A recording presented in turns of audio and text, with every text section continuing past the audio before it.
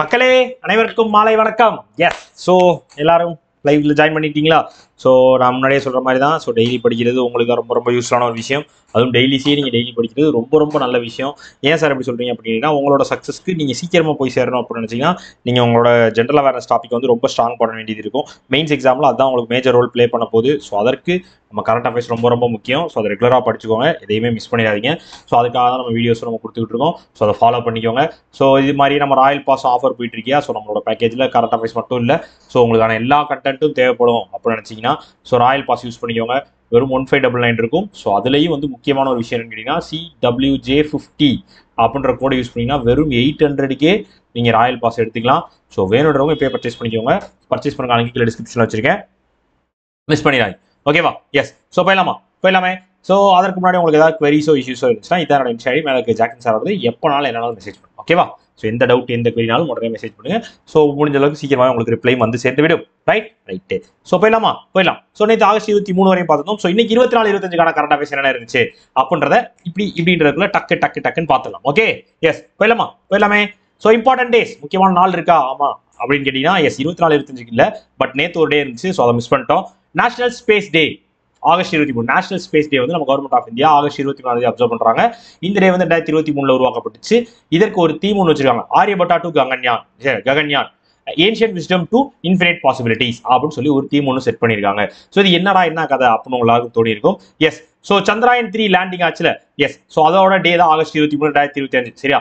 அதுதான் வந்து நம்ம நேஷனல் ஸ்பேஸ் டேவாக அப்சர்வ் பண்ணப்படுகிறது. சரியா? ஸோ சந்திராயன் 3 வந்து மூணோட சவுத் போல்ல வந்து சாஃப்ட் லேண்ட் ஆச்சு. ஸோ அது ஆகஸ்ட் 23 2023 தான் ஆச்சு. அந்த டேவை தான் வந்து நம்ம இப்போ நேஷனல் ஸ்பேஸ் டேவாக அப்சர்வ் பண்ணிக்கிறோம். சரி, ஆகஸ்ட் 23 நேஷனல் ஸ்பேஸ் டேவாக இந்தியாவில் அப்சர்வ் பண்ணப்படுகிறது. ரைட்டு. ஸோ இதே மாதிரி international day of remembrance of slave trade and abolition நேற்று பார்த்தோமா? Yes, so slave trade and அபாலிஷனுக்கான இன்டர்நேஷனல் டேவும் வந்து ஆகஸ்ட் 23 தான் அப்சர்வ் பண்ணப்படுகிறது. சரியா? எஸ், ஸோ இதற்கு என்ன க்ளூ அப்படின்னா, எப்போ வந்து உங்களுக்கு ஒரு ஸ்பேஸ் தேவைப்படும் அப்படின்னு கேட்டீங்க அப்படின்னா, எஸ், ஸோ எப்படி சொல்றது? ஸோ 23 என்ன வச்சுக்கலாம்? ஸோ 23 நிறைய இருக்கு. ஸோ 23 குரோமோசோம் சொல்லலாம், ஸோ 23 இயர் சொல்லலாம், 23 ஏஜ் சொல்லலாம். ஸோ நம்ம 2023 வருஷம் வச்சுக்கலாம், இப்படின்னு வச்சுக்கலாம். ஸோ இதில் ஏதோ வந்து ஸ்பேஸோட கனெக்ட் பண்ணிக்கலாம் அப்படின்னா எஸ், இது வந்து எஸ், நம்ம 2023 எல்லாரும் வந்து ஒரு ஸ்பேஸோட தான் இருக்கும். சரி, 2023 அப்புறம் வந்து எல்லாரும் வந்து ஒரு ஸ்பேஸோட தான் இருக்கும். சரியா? ஸோ யாரும் வந்து ரொம்ப நெருக்கமான இல்லை, கொஞ்சம் ஸ்பேஸோட தான் இருக்கும். ரைட், அப்படி வச்சுக்கலாம். நல்லா இருக்குல்ல? MOU India post and AMFI science MOU to mutual fund access in rural India. அதாவது வந்து ஃபினான்ஷியல் இன்க்ளூஷனை எல்லா இடத்துக்கும் கொண்டு போய் சேர்க்கணும் அப்படின்றதுக்காக நம்ம டிபார்ட்மெண்ட் ஆஃப் போஸ்ட்டும் association of mutual funds in இந்தியாவும் வந்து ஒரு MOU ஒன்று போட்டிருக்காங்க. சரியா? ஸோ இந்த அக்ரிமெண்ட் எதற்கானது அப்படின்னு கேட்டீங்க அப்படின்னா, ஸோ இந்த மியூச்சுவல் ஃபண்ட் இன்வெஸ்ட்மெண்ட்ஸ் இருக்கும் பார்த்தீங்களா? ஸோ அதற்காக ஒரு புது சர்வீஸ் மாடல் கொண்டு வந்துருக்காங்க. அதாவது இந்தியா போஸ்ட் வந்து அதோட டிஸ்ட்ரிபியூட்டராக இருப்பாங்க. அதாவது வந்து அவங்களோட போஸ்ட் நெட்வொர்க் எல்லா இடத்துலையும் வந்து மியூச்சுவல் ஃபண்ட் இன்வெஸ்ட்மெண்ட் வந்து பண்ணலாம். ஸோ அந்த மாதிரி எல்லா சிட்டிசன் ரூரல்ல இருக்கவங்க, செமி அர்பன் ஏரியாஸ் இருக்கவங்க எல்லாரும் வந்து போஸ்ட் ஆஃபீஸ் மூலம் மியூச்சுவல் ஃபண்ட்ல இன்வெஸ்ட்மெண்ட் பண்ணலாம். அதற்கான டிஸ்ட்ரிபியூட்டராக நாங்கள் இருக்கோம் அப்படின்னு சொல்லி இந்தியா போஸ்ட் வந்து நம்ம association of mutual funds in India கூட ஒரு MOU சைன் பண்ணி நாங்கள் செயல்படுறோம் அப்படின்னு சொல்லியிருக்காங்க. ஸோ இதன் மூலமா மியூச்சுவல் ஃபண்ட் ப்ராடக்ட்ஸ் வந்து நிறைய இடத்துக்கு போய் சேரும். ஸோ நிறைய எப்படி சொல்றது, இப்போ இந்தியா போஸ்டே வந்து அதை கொடுக்குறாங்கன்றப்போ ஸோ அதில் வந்து ஒரு நம்பிக்கை, ஒரு ட்ரஸ்ட் கிரியேட் ஆகும். கரெக்ட் தானே? எஸ், அது மட்டும் இல்லாமல் நிறைய பேர் வந்து போஸ்ட் ஆஃபீஸ் வந்து யூஸ் பண்ணுவாங்க. ஸோ இந்த மாதிரி நிறைய 2 பேருக்குமான பெனிஃபிட்ஸ் இருக்கு அப்படின்றக்காக தான் இந்த MOU வந்து சைன் பண்ணப்பட்டிருக்கிறது. சரியா? ஸோ இதே மாதிரி ஆகஸ்ட் மாசத்துல இருந்து என்ன சொல்லியிருந்தாங்க, நாங்கள் எல்லா இடத்துலையும் டிஜிட்டல் பேமெண்ட்ஸ் அக்செப்ட் பண்ணிக்கிறதுக்கான சர்வீஸை கொண்டு வந்துருவோம் போஸ்ட் ஆஃபீஸில் இந்தியா ஃபுல்லா அப்படின்னு சொல்லியிருந்தாங்க. ஆகஸ்ட் 25 நாங்கள் பண்ணிடுவோம், இன்னும் 2-3 நாளில் இந்த வேலையை முடிஞ்சிடும். ஸோ எல்லா இடத்துலையுமே போஸ்ட் ஆஃபீஸ் போனீங்கன்னா இனி வந்து உங்களுக்கு டிஜிட்டல் பேமெண்ட் சர்வீஸ் அவைலபிளாக இருக்கும். ரைட்டு. நெக்ஸ்ட் கமிட்டி, என்ன கமிட்டி?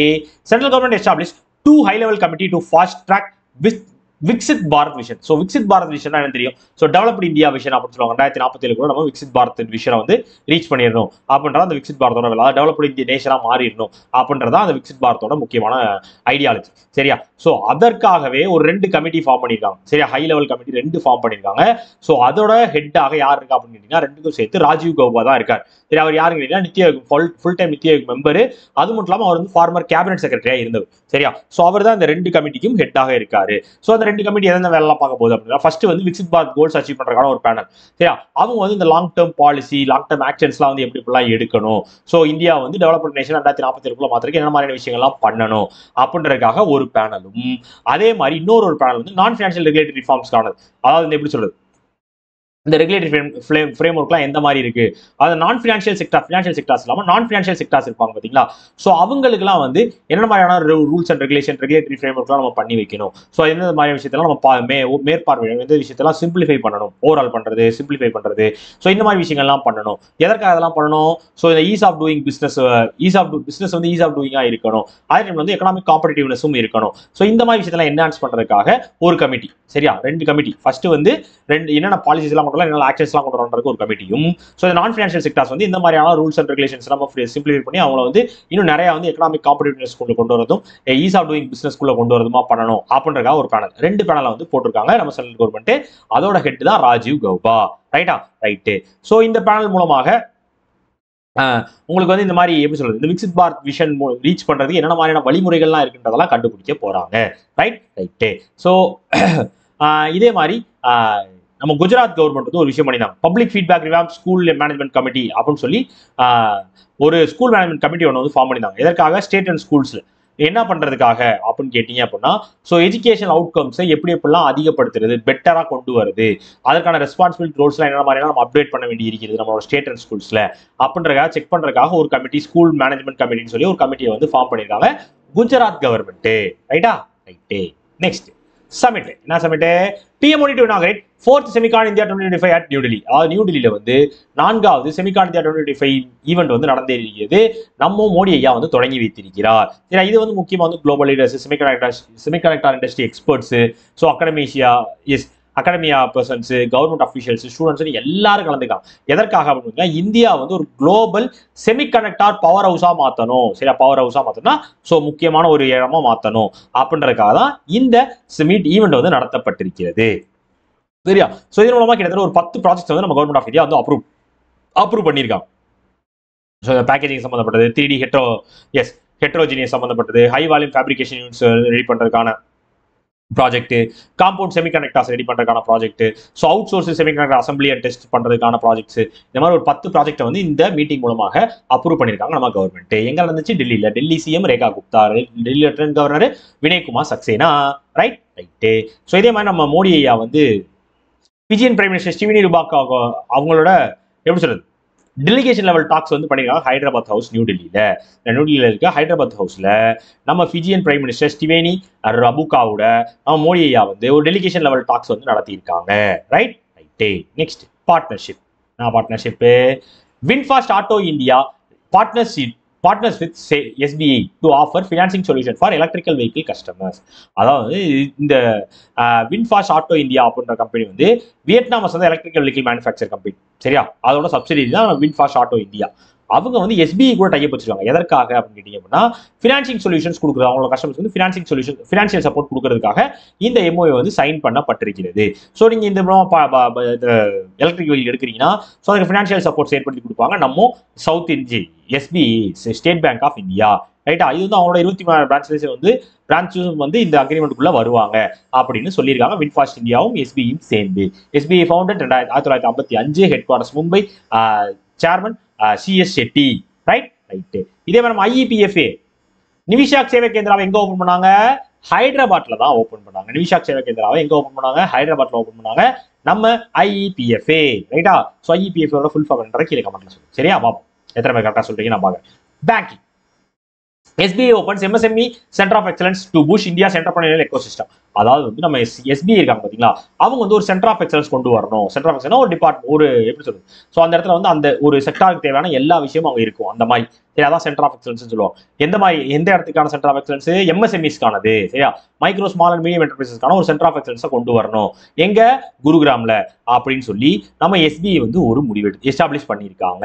ஸோ இதோட முக்கியமான வேலை என்ன அப்படின்னு கேட்டீங்க அப்படின்னா, ஸோ ஒரு MSME எக்கோசிஸ்டமா டெவலப் பண்றது, ஸ்ட்ரென்தன் பண்றது. எப்படி பண்றது, அங்கே கெப்பாசிட்டி பில்டிங் கொடுக்கறது, ஸோ அதுக்கு தேவைப்படுற ரிசர்ச் நடத்துறது, ஸோ இண்டஸ்ட்ரியல் கொலாபரேஷன்ஸ் கொண்டு வருது. ஸோ இந்த மாதிரி எல்லா விஷயத்து மூலமாக ஒரு எம்எஸ்எம்இ எப்படிலாம் ஸ்ட்ரென்தன் பண்ணலாம் அப்படின்றதுக்கான வேலை பார்க்கறதுக்கான ஒரு சென்டராக தான் இந்த சென்டர் ஆஃப் எக்ஸலன்ஸ் வந்து செயல்படும் அப்படின்னு சொல்லியிருக்காங்க. ரைட்டா? ரைட்டு. ஸோ இதை பண்ணது யாரு? SP chairman CS Shetty, head quarters Mumbai, founder 1955. ரைட்டா? ரைட்டு. ஸோ இதே மாதிரி நம்ம எஸ்பிஐ வந்து அவங்களோட லெண்டிங் ரேட்ஸ் வந்து 50 பேசிஸ் பாயிண்ட்ஸ்க்கு வந்து குறைச்சிருக்காங்க. ஆர்பிஐயோட பாலிசி ரேட் கட்ல இருந்து கட் பண்ணனால எஸ்பிஐ வந்து அவங்களோட பேசிஸ் பாயிண்ட் லெண்டிங் ரேட்ல இருந்து 50 பேசிஸ் பாயிண்ட்ஸ் வந்து குறைத்திருக்கிறார்கள். Right? Right. Next, international. India's forex reserve increase by 1.5 billion to cross $695 billion.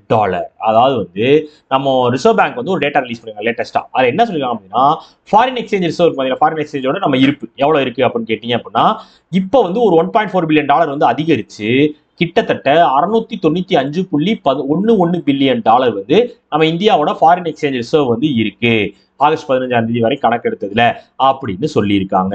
So ஒரு முக்கியமான இம்ப்ரூவ்மெண்ட் எது அப்படின்னு கேட்டீங்கன்னா, ஃபாரின் கரன்சி அசட்ஸ் தான். 1.92 பில்லியன் வந்து ஜம்ப் ஆனதுக்கான காரணம் ஸோ ஃபாரின் கரன்சி அசட் தான். ஸோ முக்கியமாக வந்து அது மட்டும் வந்து நம்மளுக்கு 5.85.90 பில்லியன் வந்து இருக்கு அப்படின்னு சொல்லியிருக்காங்க. ரைட்? ரைட்டு. ஸோ இதே டயத்தில் வந்து கான்ட்ராஸ்டா பார்த்தீங்கன்னா கோல்டு ரிசர்வ் வந்து குறைஞ்சிருக்கு. ஐயா எவ்வளவு குறைஞ்சதுக்கு $493 மில்லியன் வந்து குறைஞ்சும் இப்போ வந்து 85.67 பில்லியன் தான் கோல்டு ரிசர்வ் வந்து இருக்கு இந்தியாவில். ரைட்? ரைட்டு. ஸோ இதே மாதிரி நம்ம ஆர்பிஐ நடத்த இன்னொரு ஒரு ஷெடியூல் என்ன சொல்லியிருக்காங்கன்னா, foreign liabilities of Indian mutual funds வந்து 19.9% 2025 வந்து அதிகரிச்சிருக்கு. அதாவது 2.6 lakh crore வந்து அதிகரித்திருக்கிறது.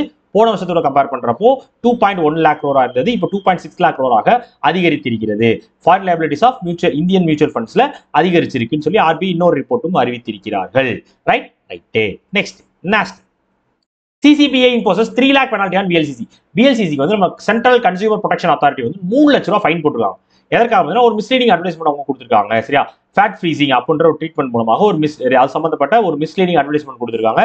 அதற்காக உங்களுக்கு 3 லட்ச ரூபாய் பெனால்ட்டி போட்டுருக்காங்க நம்ம சென்ட்ரல் கன்சியூமர் ப்ரொடெக்ஷன் அத்தாரிட்டி. ரைட்டா? ரைட்டு. ஸோ இதே மாதிரி நம்ம இதற்கு முன்னாடி வந்து காயா லிமிடெடுக்கு வந்து 3 லட்ச ரூபாய் ஃபைன் போட்டிருந்தாங்க நம்ம CCPA தான்.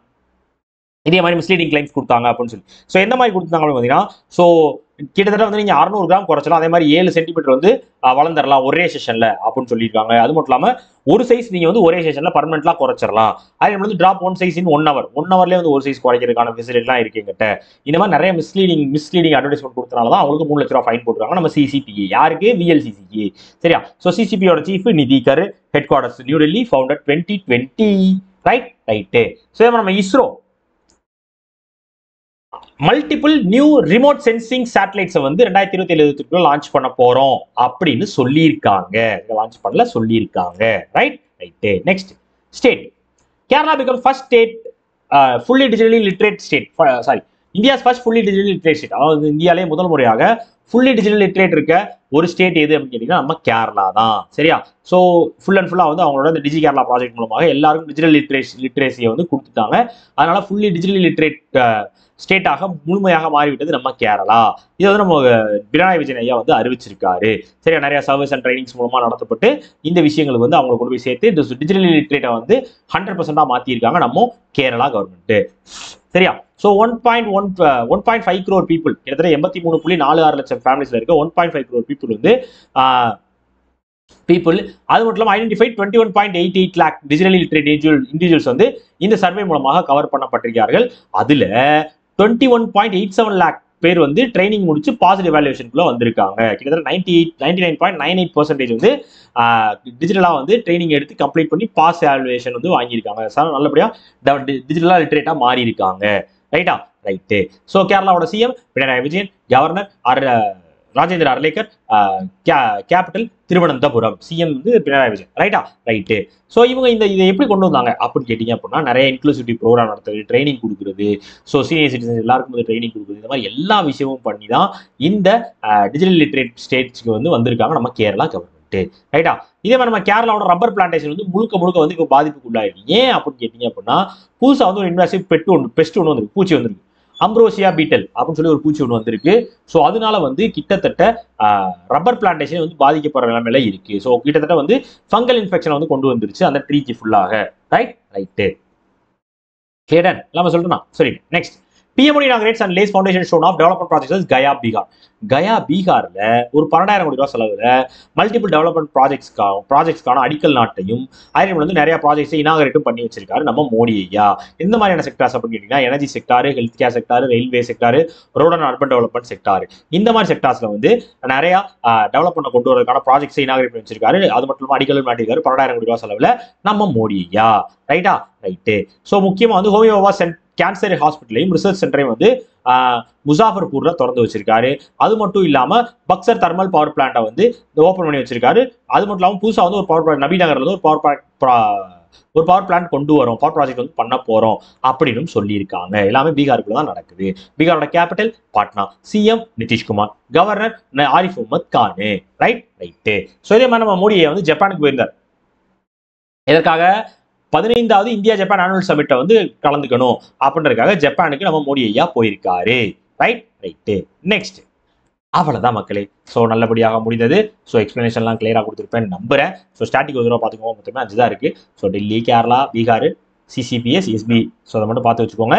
குவிஸ் போயிடலாமா? International day for the remembrance of slave trade and abolition 23. Yes. So 21 என்ன சொன்னேன்? Terrorist attack. 22 என்ன சொன்னேன்? ரிலிஜன் பிலீஃப்னால நடக்கிற அட்டாக்கு. 23 slave trade. சரியா? 3 ஞாபகம் வச்சுக்கணும். Dash also national white drive to reinitiate labs insurance policy. யார் பண்ணா? LIC பண்ணாங்க. Dash world's 3rd largest solar power producer யாரு? ஜப்பானை பீட் பண்ணி இந்தியா வந்தாங்க. இந்தியன் ரயில்வேஸ் வந்து முதல் முறையாக ஒரு ரிமோட் சோலார் பேனல் சிஸ்டம் கொண்டு வந்தாங்க. எந்த ஸ்டேஷன்ல கொண்டு வந்தாங்க? வாரணாசி, UPல கொண்டு வந்தாங்க. Union ministry of home affairs approves renaming of Jalalabad வந்து என்னென்ன பேர் மாத்துறாங்க? பரசுராம்புரி. ரைட்டு. அவ்வளவுதான் மக்களே. ஸோ இன்னைக்கான கரண்ட் அஃபேர்ஸை கிளியரா இன்னைக்கான வீடியோஸ்க்கு கரெக்டாக எக்ஸ்பிளைன் பண்ணியிருக்கேன் நம்புறேன். ஸோ இது தவிர உங்களுக்கு வேற ஏதாவது இஷ்யூஸ், குவரிஸ் ஏதாவது இருந்தாலும் சொல்லுங்க. ஸோ உங்களுக்கு இந்த கமெண்ட்ல சொல்ல முடியல, தனியாக கேட்கணும்னு நினைச்சீங்கனாலும் DAV_3073. ஸோ இதான் என்னோட insta ID, Telegram ID. So எப்போனாலும் என்னனாலும் மெசேஜ் பண்ணுங்க. ஓகேவா? ஓகே மக்களே. ஸோ இத்துடன் இந்த வீடியோ முடித்துக் கொள்கிறேன். ஸோ ரெகுலராக படிங்க, ரெகுலராக ஃபாலோ பண்ணிக்கோங்க. மெயின்ஸ் எக்ஸாம் எதையுமே விட்டுறாதீங்க. எல்லாமே உங்களுக்கான எக்ஸாம் தான். கண்டிப்பாக ஜெயிச்சிடும் அப்படின்ற மைண்ட் செட்டில் மட்டும் படிங்க. அப்போ தான் ஜெயிச்சிரும். சரியா? ஓகே மக்களே, போயிட்டு வரேன். ஸோ நாளைக்கு அடுத்த ஒரு வீடியோவில் சந்திக்கிறேன். Tata, bye bye, see you. வரட்டா, பாய்.